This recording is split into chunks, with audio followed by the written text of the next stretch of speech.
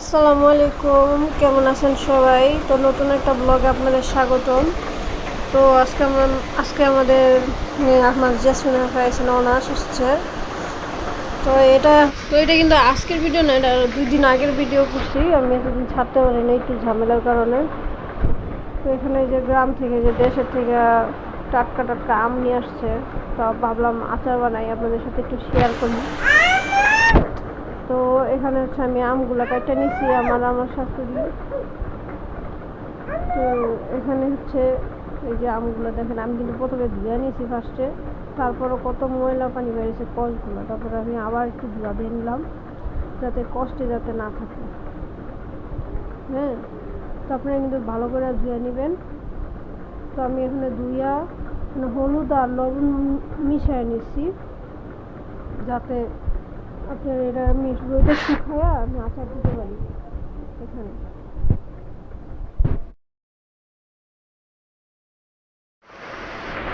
তো এখানে কিন্তু আরও এক পদের আম কিনে কেটে নিয়েছি, আর এখানে আমি আমের আচারটার জন্য মশলা বানাই নিয়েছি। এখানে কিছু ধনিয়া নিয়ে নিয়েছি, তারপরে হচ্ছে মরিচ, তারপরে তেজপাতা রয়েছে, মানে 2টা লং দিছি, 2টা ঠ্যাঙ্গা দিছি। এগুলা দিয়ে এখন হচ্ছে আমি এগুলো ভাজা নিব, একটু হালকা একটু টালা দিয়ে নিব, তাহলে বেশি টালতে গেলে আবার পুড়ে যাবো। ঠিক আছে, তো আমি মশলাটা কিন্তু বানিয়ে নিছি, আমি ওইটা আর দেখাইতে পারলাম না আপনাদের, কারণ ওইটা আমি ভিডিও করতে পারি নাই, মোবাইলটা আমার কাছে ছিল না, দুঃখিত। যেখানে হচ্ছে আমি আম নিয়ে তেল নিয়ে নিতে আসছি কিছু, যে যেরকম তেল দেন ওরকমই। আর এখানে আমি রসুন বাটাটা ইউজ করছি, আপনারা চাইলে কাঁচা আস্তা রসুনটা দিতে পারেন। রসুন বাটাটা দেওয়ার পরে কিন্তু তেলটা এরকম হয়ে গেছে। ঠিক আছে, তো একটু ভাজা ভাজা করে নিলাম। এখন হচ্ছে আমি আমটা দিয়ে দিব। আমগুলো কিন্তু আমি একটু রোদে শুকাই নিছি, হালকা শুকাইছি, বেশি শুকাই নি, কারণ বেশি শুকাই গেলে আবার শক্ত হয়ে যায়। তো এই যে আমি আমগুলো দিয়ে নিলাম।